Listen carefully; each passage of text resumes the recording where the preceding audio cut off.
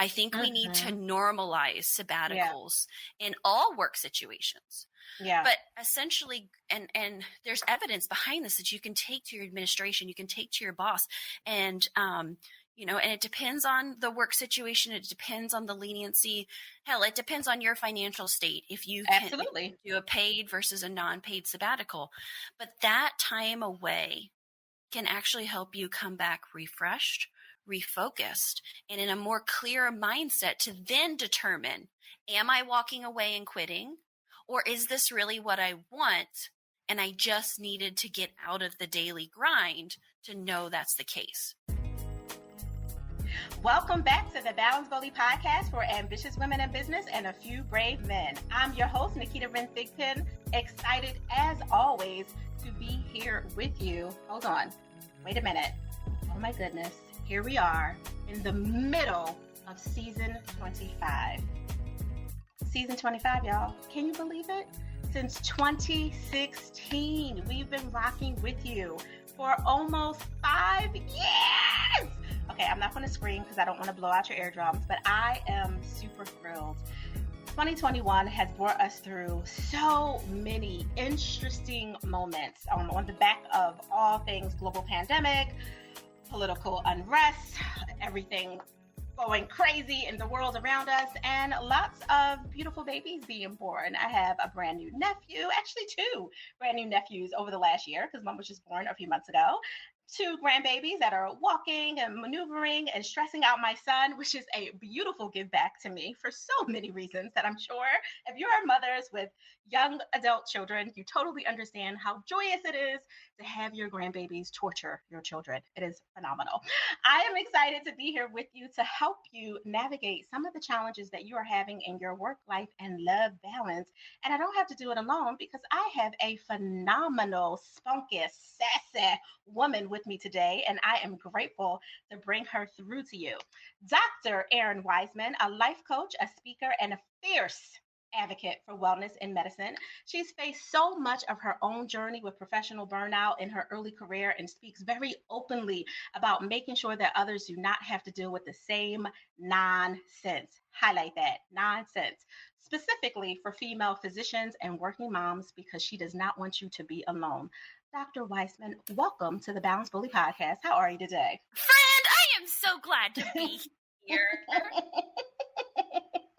You know, I am super excited to have you for so many reasons. And I know the little people are in the background like, Mama, hurry up, come take us to the library. Why don't you tell everyone a little bit more about what you're doing in the world and how you are helping to serve up some calm to the other working moms? Yep, it's #RealLife here. So hear little people voices. It's just what we do. But yeah, exactly what you said. I'm a family medicine doc turned burnout coach. Like you mentioned earlier before we got on here, I am the queen of burnout because I intimately have danced with it. And now, since I have figured out my own path, I'm doing that exact same thing for women and men who are high achievers, be it physicians, accountants, attorneys, business people. If you have checked all the boxes and done all the things and gotten to the end of that list and been like, holy hell, what now? I am your woman. Because 2014, worst effing year of my life, when it was supposed to be the best. It's when I finished residency. It was when I got the big girl contract. I was starting my family medicine practice. We bought the house. We had the kids. I had the huge student loan debt. And everybody around me was celebrating. And I felt so empty. I was like, holy shit, this is going to be the next 30 years of my life. It was supposed to be better. And so there's a whole bunch of history between that and now. But I just want to tell people that, like, if that is your current reality, you are not broken. There is nothing wrong with you. It's just a misalignment. And I now am on a mission to talk about that so that as professional, high-achieving people, for working moms, for other people who are like, I don't know what this is, but it feels terrible. I cry every night before I have to go to work. I feel like I'm dying inside and my soul is sucking, or my job is sucking the soul out of my body. I just want to say, it doesn't have to stay like this. If said family medicine doc can change her life and also not quit medicine, let me put that in, you can change your life as well. Now, that is a powerful point, because a lot of people think to escape or even to eliminate the burnout, they have to destroy their lives, right? Like just completely rip themselves away from whatever industry that they're in, because some of it is industry specific, right? Absolutely. Like there are certain industries that have higher levels of burnout for sure, but they feel like they have to move away from it, and not realizing you kind of take a lot of those stressors with you if you don't deal with it at the core. And the fact that you're still a practicing physician and didn't leave medicine in a traditional way of like, that's it, I'm done, I'm over it, I'm just gonna go and I don't know, pick cherries off of trees or something for the rest of my life. Oh, girl, and I was gonna be a grocery sacker. Like that was my backup at that point. It's a really good point. Like no matter where you go, you take yourself. And so, were there moments that I was like, I'm done. I'm going to run away, go to Mexico so the U.S. government can't find me to pay back these $250,000 loans. Like I was thinking margarita stand and Cabo, but it's so true. And, you know, my journey going back to that 2014, 2015 time span, you know, I was doing everything that I tell my patients not to do. I was online Googling. I was like trying to figure this out because I'm the first doctor in my family. I'm the first person to graduate from a high level graduate school. And so my family are blue collar. They were so proud of me. They were just like oozing with joy. And I was looking at their lives and I'm like, but I want that. Like I want to have weekends off, and I want to not be on call, and I want to feel fulfilled in my work. And I remember talking to my grandma. She raised me. She was my mom. And she was like, what do you mean? Like, you don't like doctoring? Like she couldn't understand it. And so I was in desperate search of somebody who didn't see me as Dr. Weisman and had me put on the pedestal. Like I needed somebody to see me as Errin and needed to like connect with me and hear me and like know my story as intimately as I knew my story. And that came through finding a coach who was also a doctor as well. Awesome. I remember the first time I got on the call with her and I was like, oh my God, take my money. Take my money. Because I didn't have to be Susie Homemaker, and I didn't have to be community leader, and I didn't have to be captain of the ship, Dr. Weisman. Like I just got to show up and I just got to fall apart. And she helped me pick up the pieces. And that's where my journey really took off, is after I started doing this internal stuff, this internal work of like, who am I? What do I want now? Because newsflash, motherhood changed me unlike anything. Oh my gosh. Come on. That's real. Motherhood and entrepreneurship will shift your entire core. It changes your fucking DNA. I was a different creature after I had my boys. And then after I realized like, oh my gosh, the girl who decided to become a doctor at 18 is totally different now at 32. That's right. And I had to I wouldn't say reinvent or reimagine. I had to just uncover. I had to get down in it and be like, okay, life has changed. I got to give myself permission to shift. I've got to give myself permission to let go of some of those assumptions that I made as a younger person and step into the woman and the powerhouse that I am today. And so through coaching, that's what I was able to do. And then I realized I was like, where's all the like young physician coaches out there? We need this. Because I was looking out in the space and I was seeing a lot of in-career docs doing this. I was seeing a lot of people who were not doctors, but were coaches. I was seeing a lot of people leaving medicine and showing other doctors how to leave medicine too. And I was like, I'm not the quit doctor. I'm not the quit coach. I'm the burnout coach. I'm the like, how do we move through this journey? But come out on the other side, not crispy, but come out on the other side like a phoenix rising. And so that was my journey through it. And it took a lot of stuff to figure out. We had a third kid. I made some career tweaks. I went from full-time to 3 days a week as a physician. And then later on, I realized I was a square peg in a round hole and that job was never going to fit me. And so it was time for me to leave. I transitioned over into emergency medicine and did that for a while, really grew as a clinician and loved my time there, but knew that like, I don't need to get my adrenaline at work. That's okay. I love those people. I love the nurses. I love taking care of people in my community. And so then I've transitioned in some other places. And my message for everyone is that your work can be exactly what you want it to be. Now, is there going to be a LinkedIn posting that you're going to find today? No. But first and foremost, you've got to work on you, and you've got to understand, what is it that I want? What is it that I need? What are the boundaries that I must put up to protect and also keep the good stuff in? Because I'm a farm girl. So we have our fences here in Indiana. And it's not just about keeping the bad out. It's also about keeping what you love in, keeping it in your pastures. Come on.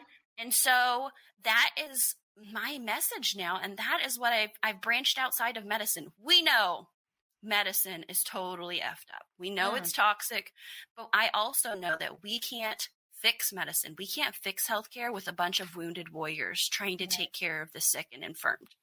So I'm a doctor to doctors. I help those. I also am a doctor to the high achievers, like I've mentioned. I'm also, the ones who are coming to me who are at the bottom of the barrel and they don't really want to say it, but they're having suicidal thoughts because they feel so stuck that the only way out is death.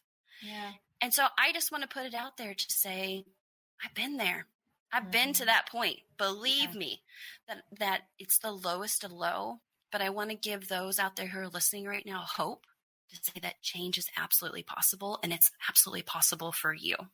Yeah, this is exactly why I wanted to talk to you, for so many layers of the reasons that you just brought up, including being in the trenches and coming from that space of, you could have done what a lot of other people do. And this is no judgment for people who say, you know what, I'm done with, XYZ industry. I just need to go and change and move on. Because for some people, that is the best thing for them to do if they're extremely burnt out or suffering from vicarious trauma and all the different things that can come from that. But there's a lot of people who really love their jobs. They just can't, they don't feel like they could live in them anymore, in the way that they are having to deal with all of the challenges that they're not able to navigate. I was going to say navigate, but they're actually not navigating them. And that's part of the problem. They're constantly repressing instead of addressing.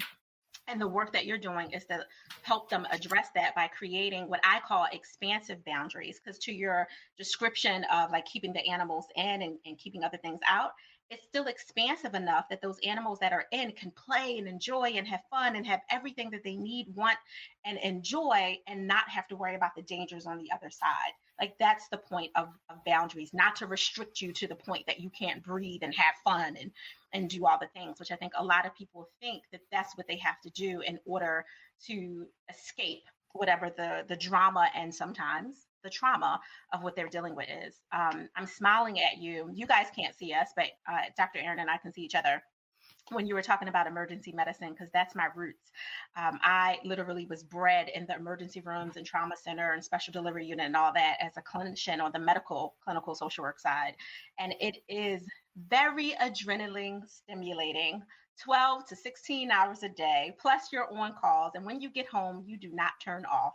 Your mind is still spinning from all the things you just saw, all the things you wish you could have said to said patient, but you knew it would have been unethical. You want to just shake someone and say, get your life together. Stop coming back in these doors, right? Like all the different things.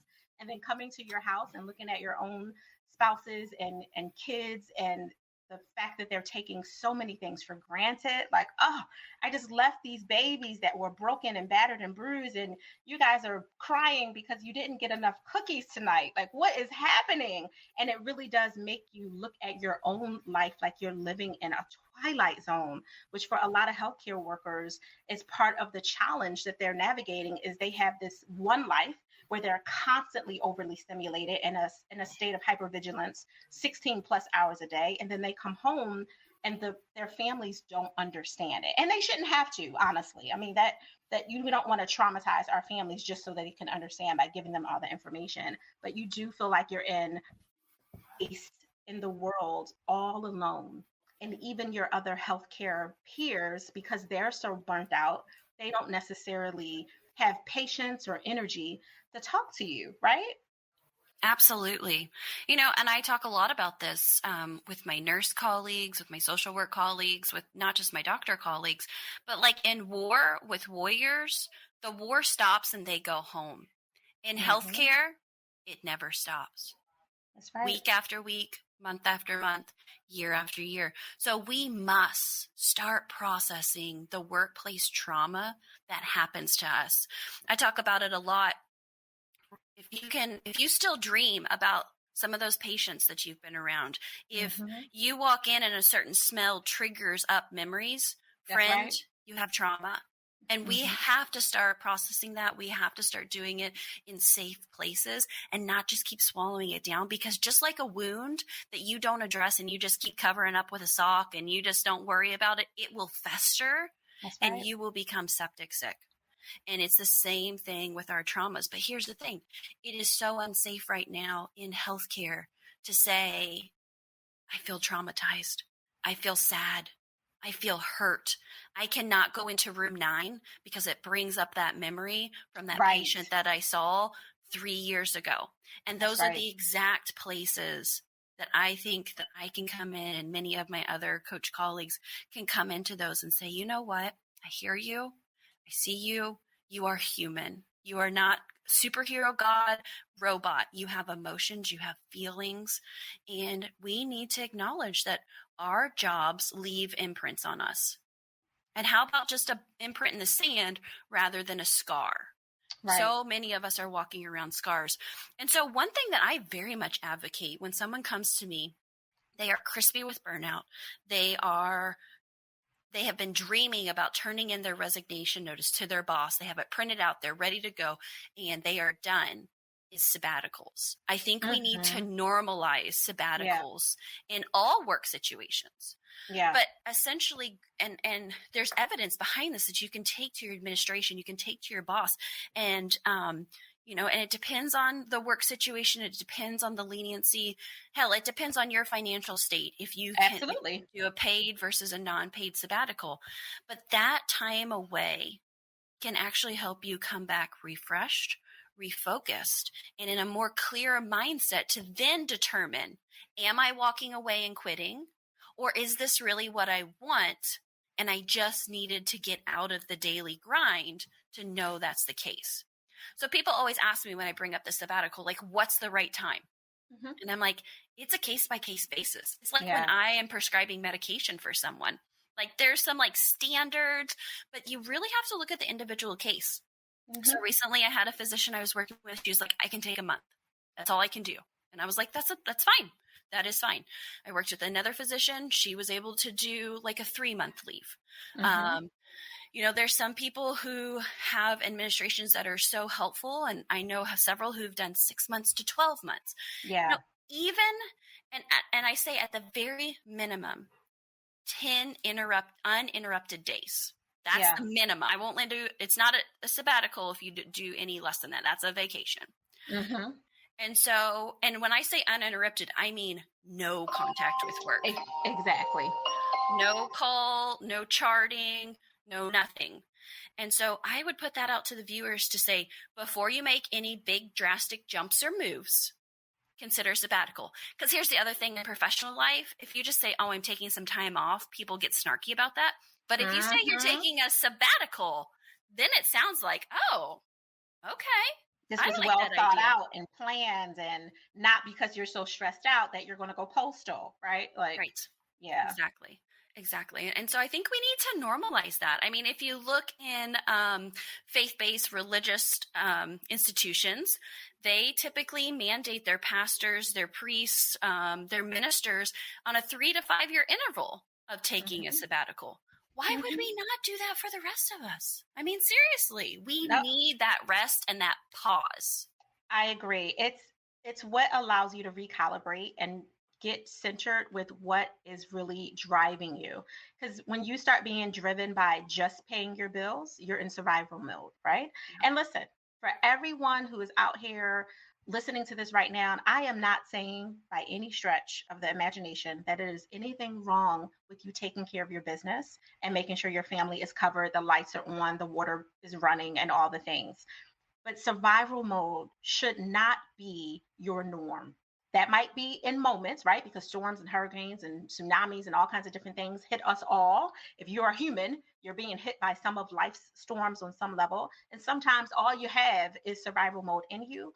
But that should be an exception. That should not be the Boom. rule of your life. You want to be in a space where you're enjoying and living and thriving, dare I say that word. You're thriving in a space most of the time. So if you have to come into a space of just, okay, someone I love really greatly has just died and I'm grieving really heavy. Well, guess what? You're just going to be on bare minimum survival mode because you're dealing with something really, really heavy and you're driven by your grief at that point and you're just trying to hang on. But you shouldn't be living like you're grieving every day. And for people who are dealing with very, as you said, Dr. Errin, crispy burnt out, I love your visual with that. If you're in this state of crisp, then there's no way that you're going to have any level of joy because you don't have any room for any of it. No, because Because you're all in your sympathetics. So, you have parasympathetics and parasympathetic. sympathetics. Mm-hmm. You're all in your sympathetics, which is fight, flight, freeze, and there's a new one. There's now 4 Fs. Or I say fawn. faint, but fawn, yeah. Yeah. Mm-hmm. And Mm-hmm. so if that is where you're always living, you can't rest and digest, which is Right. parasympathetics.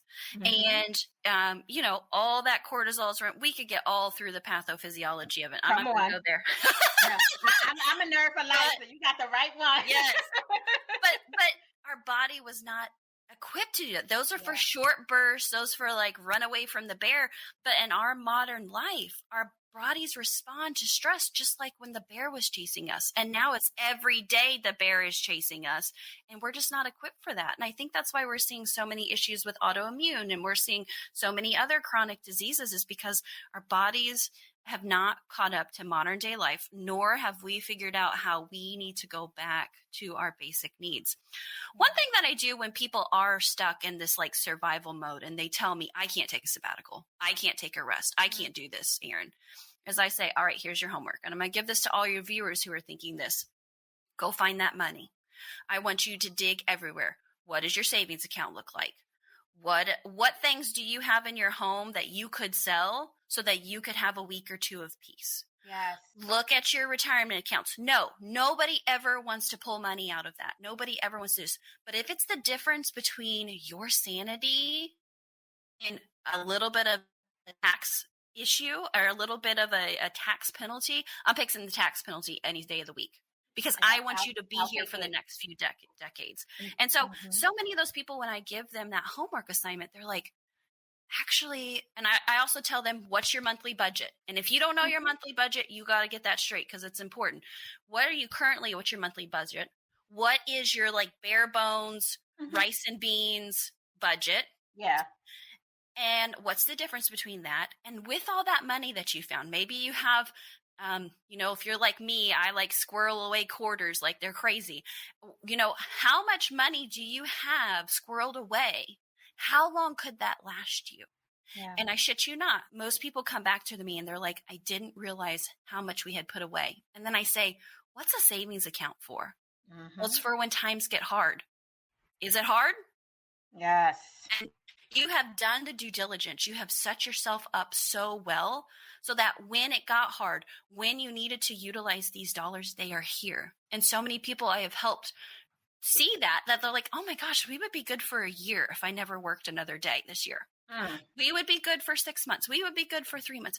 And so just knowing that, then you can sit back and be like, okay, it is safe for me to take a sabbatical. Because that's what it comes down to. Is, are we going to be safe and are our basic needs going to be met? With Maslow's triangle, you first have to meet those basic needs, safety and security. Those are the first 2 levels down at the bottom before you can even get to the higher thinking and processing and all of the life coach stuff. And so we meet those basic needs. We show you that you can be safe and secure, that your kids are not going to be eating cat food and the lights are going to be on. And then you can go into those other higher levels of processing. Yeah. But first, get your house in order and be proud of yourself that you have done such a good job and you have worked so hard that when you needed these funds, they are there. I can't disagree with you more. I do a 6-week self-lovecation every single summer.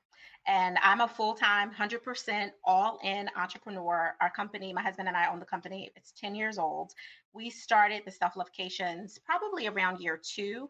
My idea was to do, like a full month. And of course, I was cheating, right? Because when you're a baby entrepreneur, you really don't know how to turn it off because you're living in a space of scarcity. So even though I would technically take off like a 2 to 4 weeks, like offline, come off social media, I was still working, right?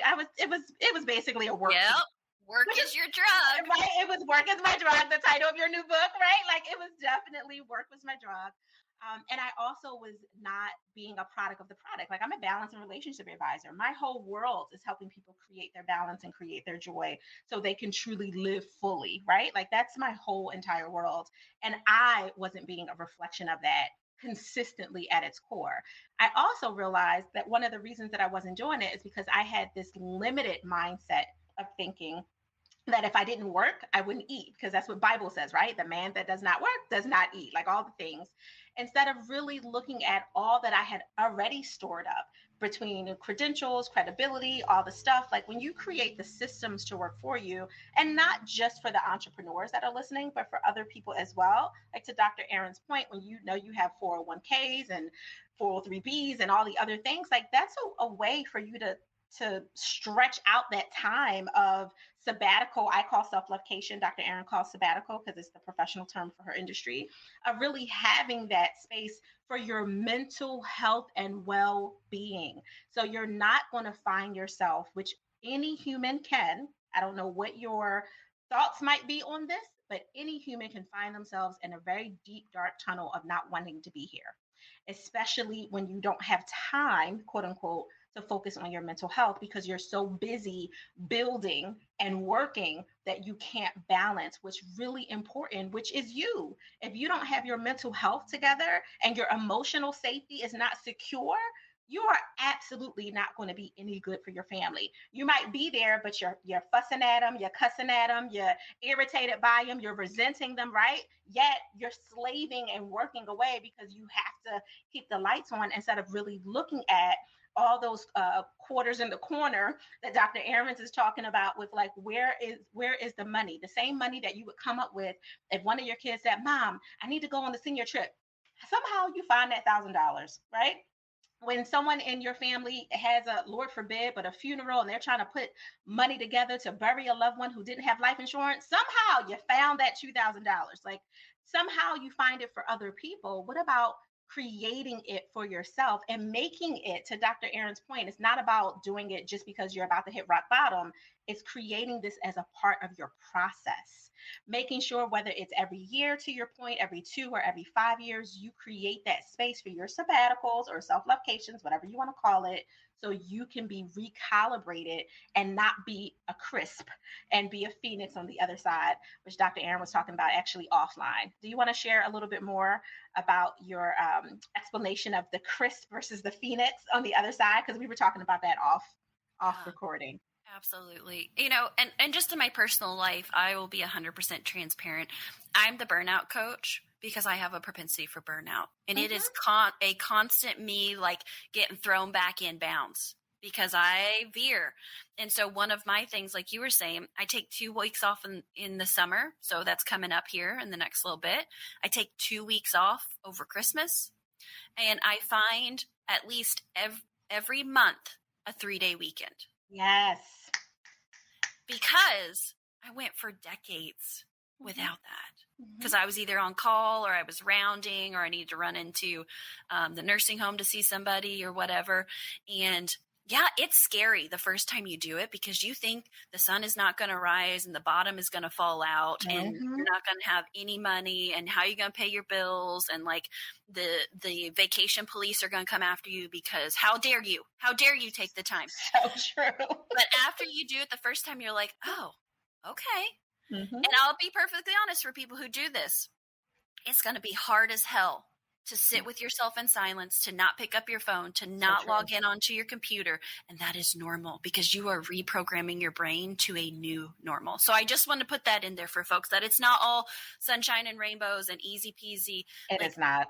And you mentioned my book that I'm writing right now called Work is My Drug. It's going to be exactly about that. Exactly about the process of not if you burn out again, when you burn out again, and how you come back through that cycle. So talking about the Crispies, I really think about it. It sounds so crazy, but bacon, you know, like you throw it in a pan and it like when that bacon is way too far done. And that's how I see people.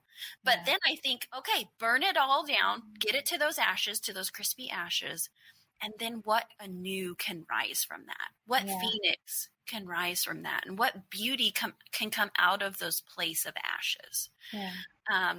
Because again, knowing my personality, that's just who I am. I have to burn it down so that I can see, wow, I learn by pain.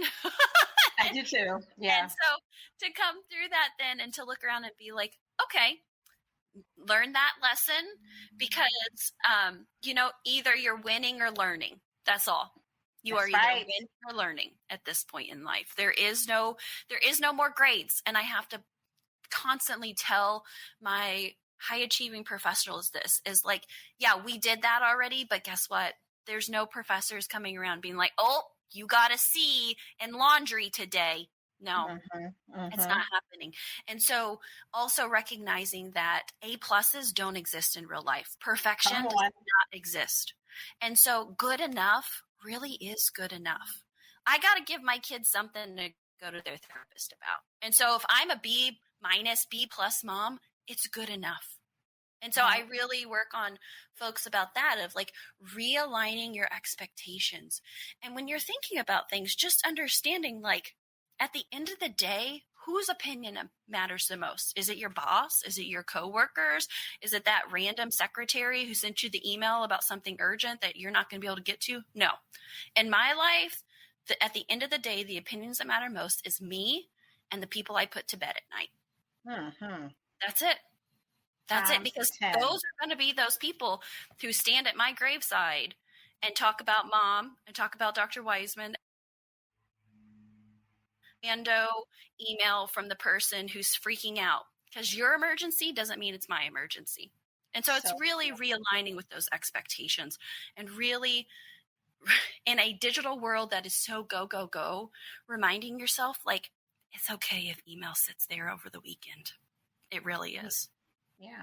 Because the reality is, if you are working for a corporation, although I'm sure someone there will be devastated that you are no longer with them, someone else is putting out a job description to replace you simultaneously. So being very mindful of what you're working for and who you're doing it for, including yourself, is super crucial. I love everything you said, Dr. Errin. It was super spot on all the levels, including you being a testament to the product that you're selling. Like my definition of fully living the life that you want to lead is you being a representation of everything that you're selling, teaching, and preaching to the world.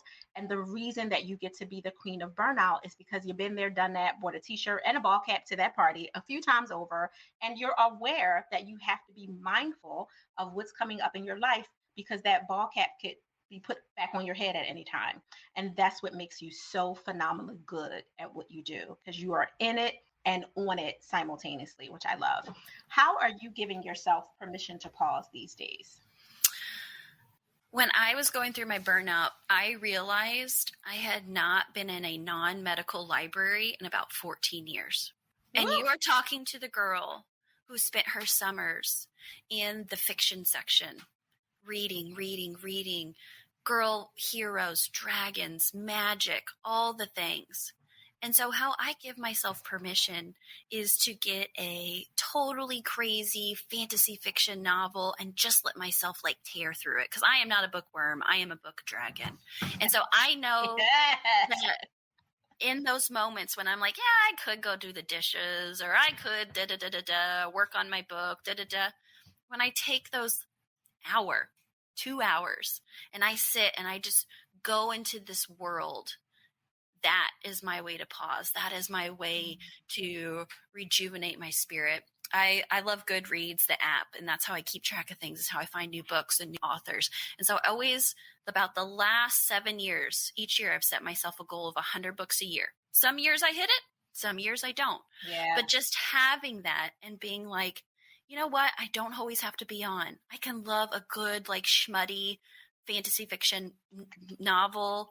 I can go hang out with dragons. I can pretend to be magical or be some kind of silent assassin. And those, and I know that's one of my red flags when I'm heading into burnout is like, when's the last time you've been to the library?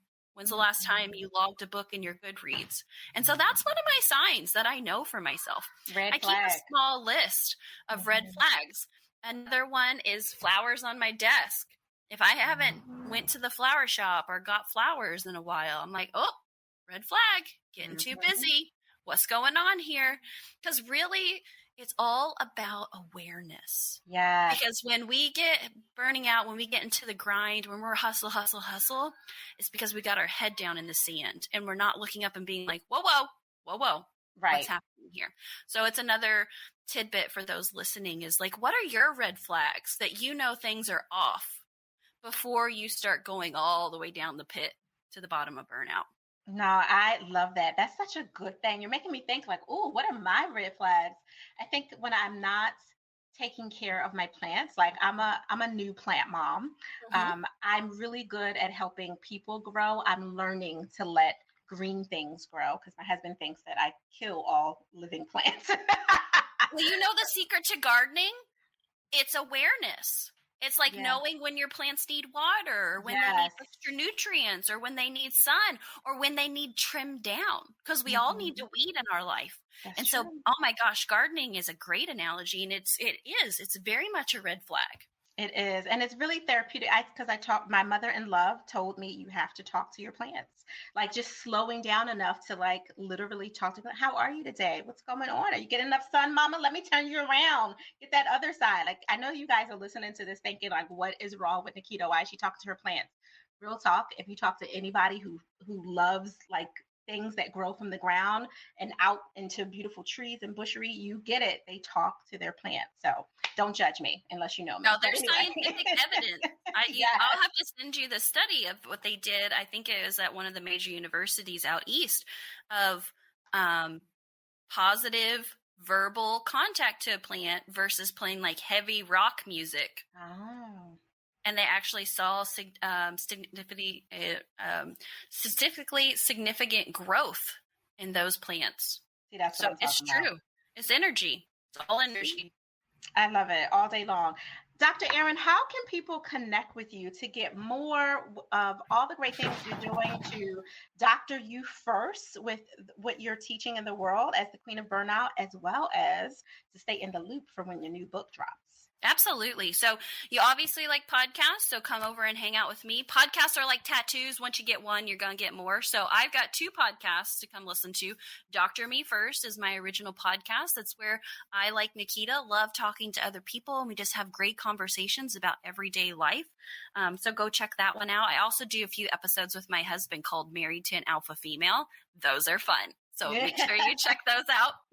And then my other podcast is called Burnt Out to Badass, because that is really what I'm focusing in for people, is to take you from that crispy state to help you reignite and re-get in touch with that badass who's in there, because she's there. He's there. They are there.